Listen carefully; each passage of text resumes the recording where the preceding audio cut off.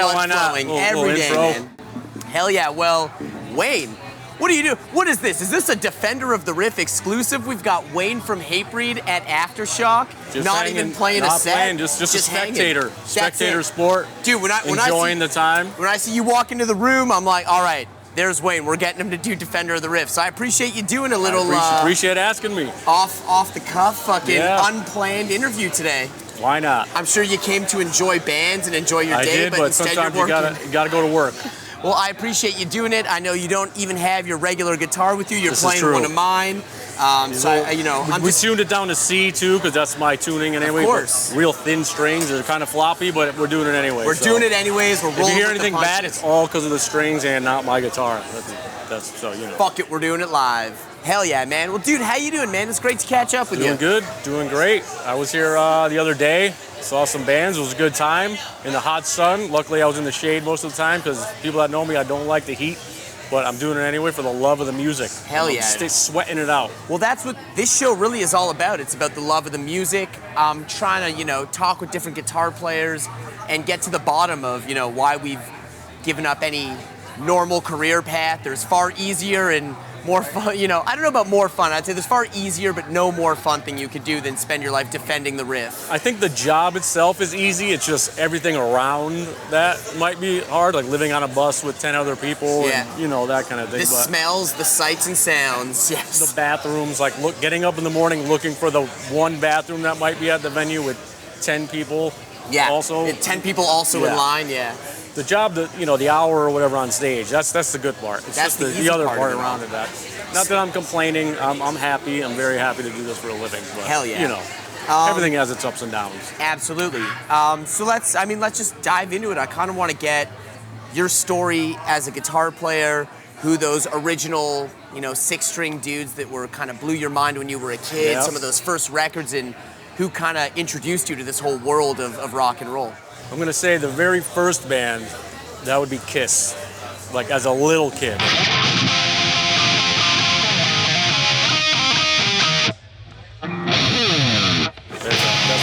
my edge of that. Yeah, that's a bass line. But there could be every Kiss song ever, the Gene Simmons. So yeah, that was a little kid. My father had Kiss albums, we're talking back in the 70s. And then just seeing the makeup and the blood and the fire and that. So Ace Frehley, the smoking guitar, and just the regular rock and roll blues kind of riffs. That's where it started. And then from there on, all the 80s metal bands.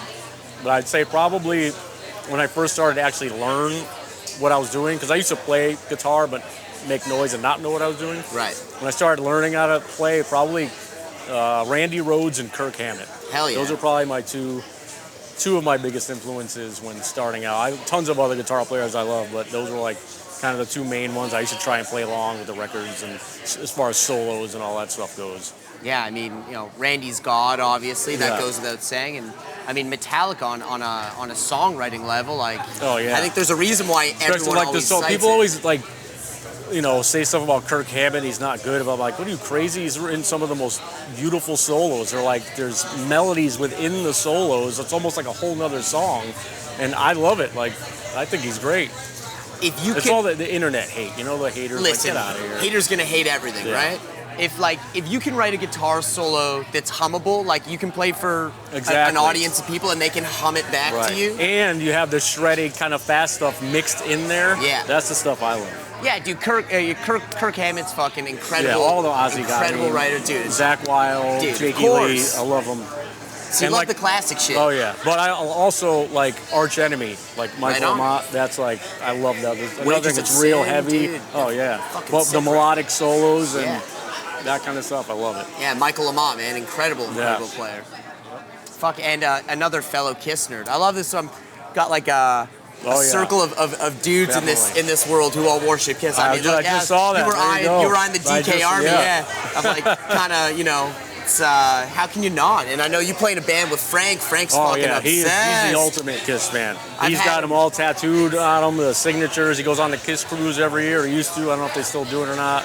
He has a Kiss room in his house, everything.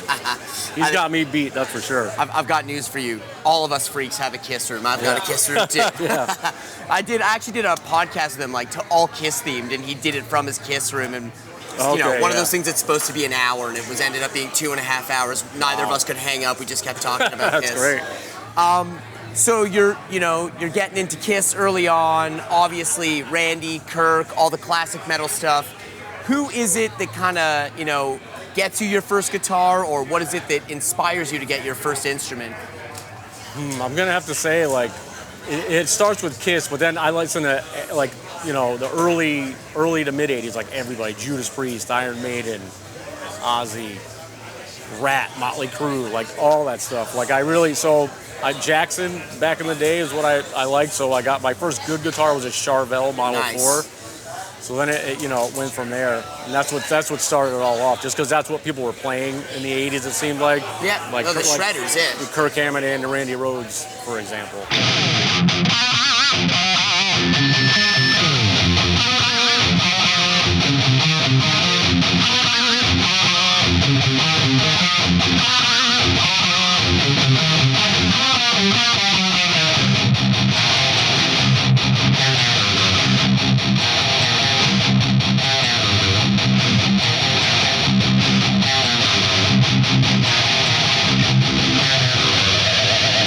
Sick. Yeah, of course. Jump in right there sometimes. All the good stuff. So all the classics. Yes. So you've got your first Jackson, your first Charvel. You got the first, those 80s shredder guitars. Right.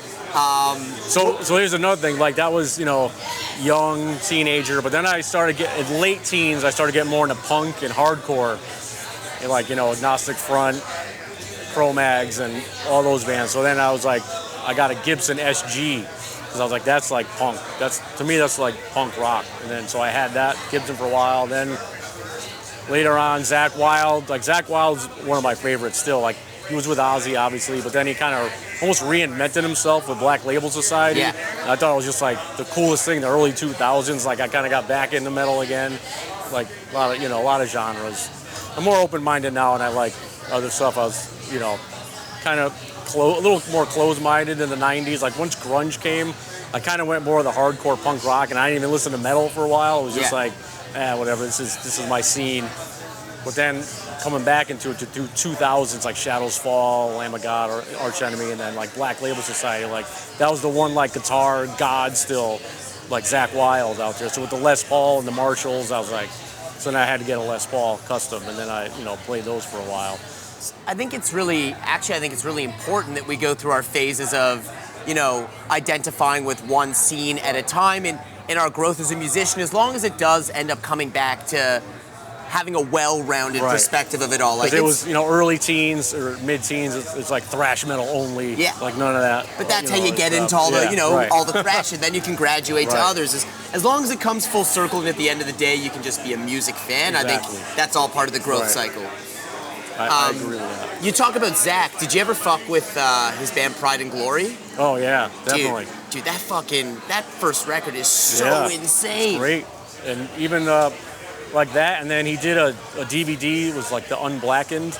I don't know if you saw that. It's like kind of acoustic or stripped down songs, and that's like one of my favorites. Yeah, Zakk. Great. Zakk's an insane musician, like incredibly well-rounded, and we got to tour with him twice and have played multiple festivals with him. He's great. Him just coming into the dressing room like, hey, what's up, guys? It's like, it's still crazy, even though I've known him for years now. This is also crazy to say, but I love it, though. That's so awesome. Tell me about, we're getting all sorts of background on the guitars and, the bands you were into. When do you decide you want to start either putting together bands or playing in bands, jamming with other people? Well, what's your story with that? My first band was in high school when I was a freshman. I was 14, and I just met these two kids that were in a band, so I jammed with them, and it was a cover band called Minotaur. Cool. Sick name. Yeah, and we did Ozzy, Metallica, Zeppelin. We did like, I can't remember, it was so long ago, but we did like a bunch of stuff like that. But then we even got into like Testament and Sacred Reich, Biohazard, like later on. So it was kind of well-rounded there too. And, and then I just started going to other bands from there. And then Hatebreed was like 1994. So I was friends with the drummer at that time, and I knew Jamie, and I saw they were putting together a new band. So they did one show as a 4-piece, which was like 3 songs basically. I don't even know I think Jamie was making up the words like on the spot. I think that's actually on video, and I saw him there, and I'm like, hey, I see you only got one guitar player. Need another one? They're like, oh, come down. Yeah. So I tried out, and then I was in the band for the first like year or two or whatever, and that's where the hardcore started. That's when I started getting there like real bands, like playing cool shows and everything. Right. And then I left for a while and got to come back, which was good.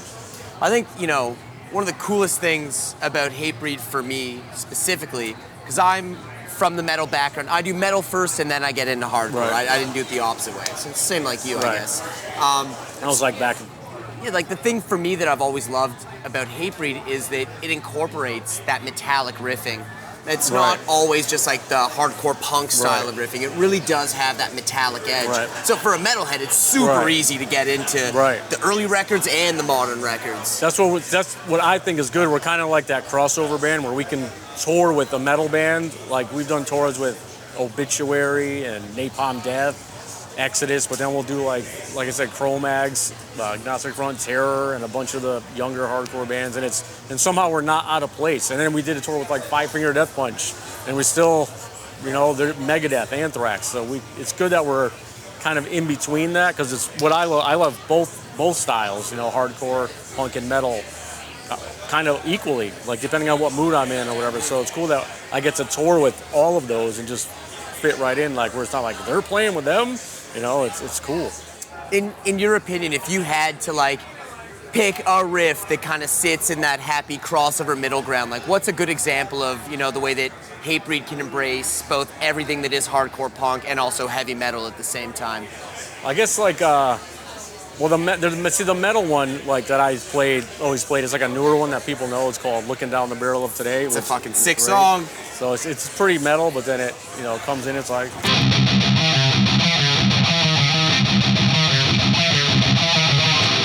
That's pretty kind of Slayer-ish metal. Yeah, totally.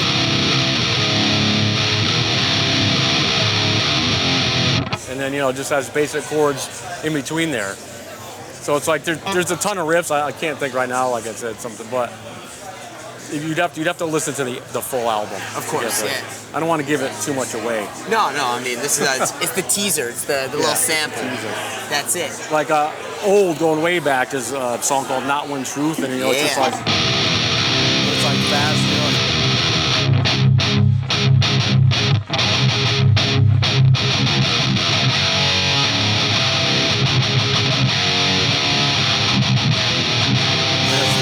So that kind of blends it, I guess, if I'd have to say. And that's one of the first songs from way back, 94. That's back so in the rad. day. So that's how it started off. People always say, like, oh, you guys are metal now, but we've always been on the metal. It's tuned down to C, first of all, back in the early to mid 90s. It's just not as technical. It's just simplified metal. No, and I mean, as a metalhead, I didn't get into Hatebreed through the new records that were coming out at the time. I started at the beginning. The band has always had that crossover appeal, man. The band, from the first record, dude, it's as metal as it gets. Like Puritan, like, it's like...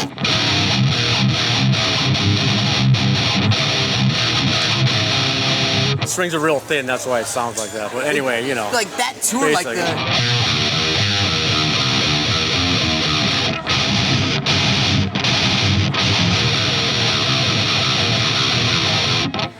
You need thicker strings. That anniversary tour a couple of years ago. Oh, yeah. That was it's actually a prime example what you're talking about, being able to tour with metal bands and hardcore bands. Yeah. I went to that show, the Toronto one, and the room was like all my metalhead friends were there, all my hardcore friends were there. It was the great. It was a good time. Since day one, I think, has always appealed to We're both here scenes. to bring everyone together. That's it, That's our mission. I love that, and that not only shines through musically, but obviously Jamie's goddamn the biggest scene champ ever, champs everyone's bands. He's so positive in the messages. The positive lyrics. Absolutely, always all about It's just the angry, aggressive delivery, but the message is always positive. Fuck yeah, and that's, dude, one of the many things to love about Hatebreed. Tell me about you, what you're playing these days, gear-wise. What do we got going on? So these days, I'm with Dean now. I have a signature model coming out. It's kind of like, it's based off the Thoroughbred that they already have. Single cut, similar to this, but better. And gotta get that in there. It's got a longer scale neck though. It has a 25.5-inch scale and 24 frets on it. So to me, like the feel of the neck is like the best playable, in my opinion, of all the guitars I have. and it has it's got a little weight to it. It's not like thin and light. And the EMG pickups always. So that's my thing. SIT strings. Your custom set of strings. Custom right? set, 11 to 58 Wayne Lozinak SIT strings. And the back of the neck is like satin, so nice. it's like it's easy to super smooth. Yeah, it's great to glide up and down. And then it has a kill switch here because instead of having 2 tone knobs, which I don't even use one, but just in case I kept one on if I needed a master tone, but then a kill switch. And it's coming out next year, so I have my own obviously, and they're just making the models. They're still a couple prototypes because they're doing imports and then the USA models.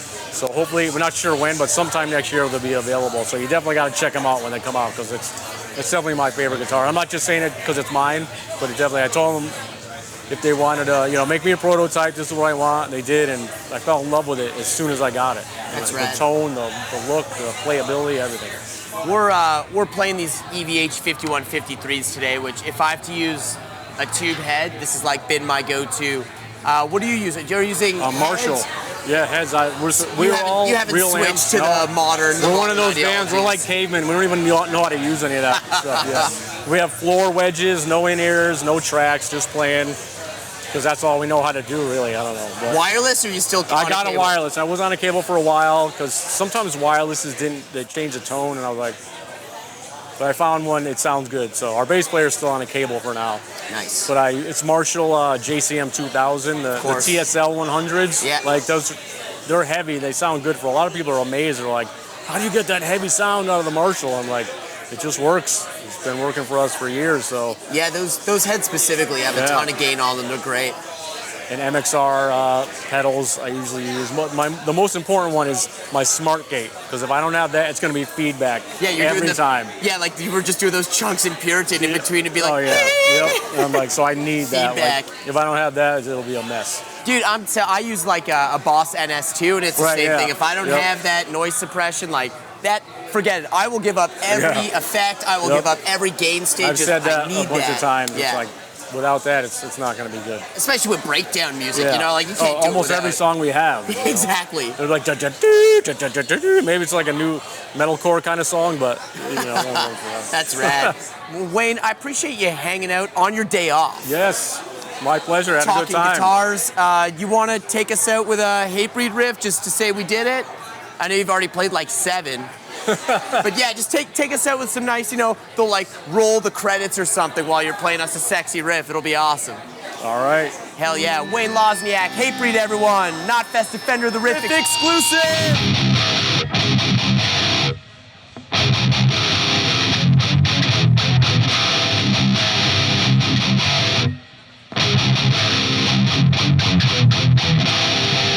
Bigger strings and C kids. That's a lesson you need to learn from this video. Not thin strings. Tension is everything. Tension is everything. Wayne Lozinak, a true defender of the riff.